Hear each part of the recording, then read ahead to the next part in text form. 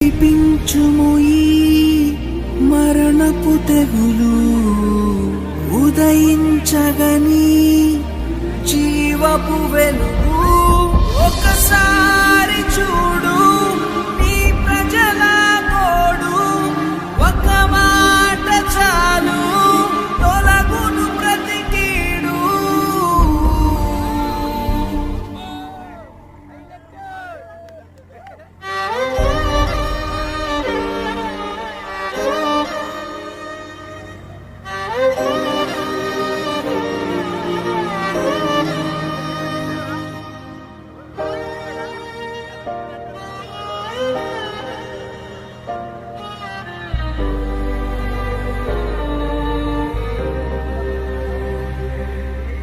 విడిచి వెళ్ళినాము నీ సన్నిధినే, బలహీన